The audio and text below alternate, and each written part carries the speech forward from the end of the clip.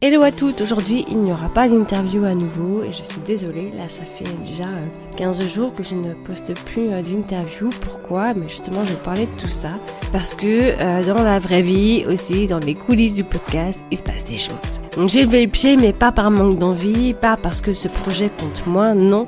C'est parce que ma réalité de maman solo et de femme qui travaille a été très très intense. Donc, pour rappel, j'ai repris une activité salariée et ça faisait 6 ans que je n'étais pas retournée travailler en structure. La dernière fois, c'était pendant le Covid. J'avais remis ma blouse d'infirmière pour aller aider en EHPAD. Et après, je suis devenue maman et j'ai maintenu mon activité après en libéral. Et puis là, j'ai fait un choix vraiment important, un vrai choix de vie. Pour moi, revenir au salariat, c'était un choix stratégique. J'avais un besoin de sécurité financière et surtout aussi l'envie de diminuer ma charge mentale, de ne plus avoir cette angoisse permanente à la fin de chaque mois, de tenir le chiffre d'affaires. On parle souvent de l'entrepreneuriat comme d'une liberté, c'est trop bien, on fait ce qu'on veut. En fait, pour moi, ça n'a pas du tout été comme ça que je l'ai vu. Après avoir été quand même 10 ans à mon compte, aussi bien dans l'hypnose que quand j'étais infirmière libérale, pour moi, je peux vous dire que je l'ai vraiment vécu comme un enfermement. Moi, l'entrepreneuriat, je le vois ça comme ça. On y est, matin, midi, soir, nuit, week-end, jour férié, Noël, on cogite tout le temps. Le stress, il s'arrête jamais vraiment. C'est tout le temps. Donc on choisit cette vie, mais en fait on travaille tout le temps. Et si on n'est pas à fond, il se passe rien, mais les charges, elles continuent de tomber quand même. Donc bref, cette pression constante et cette épée de Damoclès qui est au-dessus de ma tête m'a fait décider de stop, j'ai envie d'autre chose là dans ma vie maintenant. Alors j'ai réfléchi et puis c'était quand même assez rapide. Je me suis dit, je retourne au salariat, mais pas dans n'importe quel service, pas dans n'importe quelle structure, pas n'importe comment. Et en même temps, il y a la réalité du compte en banque, elle, qui qui ne laisse pas beaucoup de place au déni et qui est là. Donc il faut quand même bien remplir le frigo et payer ses charges. Donc j'ai posé, comme à chaque fois, mon intention. Je me suis projetée.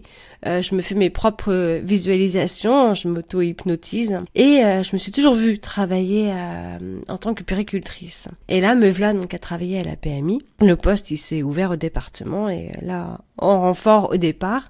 Donc c'est précaire, certes, mais c'est exactement la direction que je voulais prendre. Et après, moi, je veux poursuivre plus loin. Et c'est ce qui se passe. Donc, moi qui ai toujours voulu être puère, avant même de rentrer à l'école d'infirmière, là, je me retrouve plongée dans mes premiers amours, mes premières intentions quand j'étais jeune. Donc, je saute sur cette occasion et puis ça a matché. Une équipe en or, des femmes formidables, bienveillantes, soutenantes.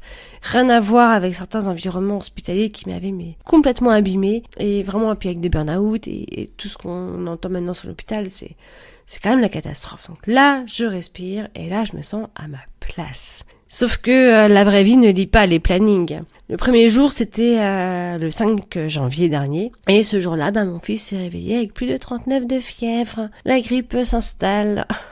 Ok, super. Donc heureusement, et ça je vous le répète souvent, soyez entourés. À ce moment-là, mes parents ont pu prendre le relais et j'ai pu commencer mon poste. Et ça ne s'est pas arrêté là. Mon fils, il est né grand prématuré, il se fatigue très vite. Cette grippe, elle l'a complètement assommé. 10 jours de maladie, il retourne à l'école, 2 jours. Et le lundi suivant, rebelote, la fièvre monte. Entre-temps, on a eu une réunion avec l'école et mon loulou, il traverse des difficultés d'apprentissage. On a dû compléter son dossier MDPH et pouvoir renvoyer à nouveau son dossier. Et là, je me suis effondrée de l'intérieur. Vraiment. À l'extérieur, je tiens. Je suis professionnelle, je prends mes marques dans mon nouveau poste. Tout roule. Mais alors dedans, c'est un grand bouleversement. Je suis inquiète, traversée par 1000 émotions. Même quand on sait que c'est pour aider son enfant, ces démarches administratives, elles viennent toucher des endroits très profonds au fond de nous-mêmes. Je suis bien entourée par les professionnels, par mes proches, par ceux qui nous soutiennent vraiment. Et ça change tout aussi, c'est hyper aidant. Et entre-temps, j'ai eu la grippe aussi, tant qu'à faire. Et puis dernière nouveauté, la maîtresse est en burn-out. Elle est pas sûre de revenir, peut-être pas remplacée non plus.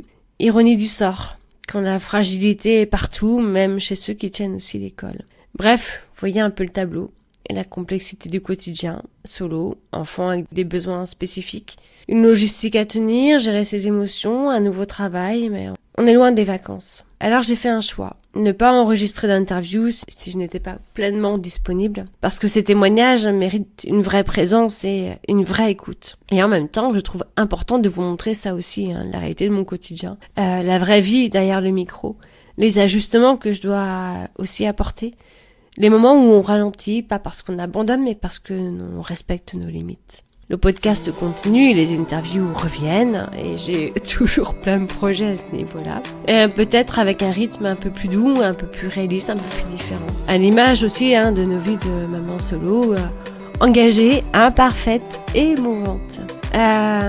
Voilà, j'espère que cet épisode, ce petit témoignage vous parle. Si vous avez l'impression, vous aussi, de faire de votre mieux au milieu d'un chaos, mais sachez que vous n'êtes pas toute seule. Nous sommes ensemble et c'est pour ça que je vous partage aussi tout ça, parce que ça me paraît important. Je suis pas juste une podcasteuse, je suis pas juste une voix derrière le micro qui interviewe des gens. Non, il y a aussi tout ça et qui me paraît important d'être partagé. Donc si ça vous parle et si vous avez envie de me laisser un petit message, n'hésitez pas, ce sera avec grand plaisir de vous lire et je vous dis à très bientôt.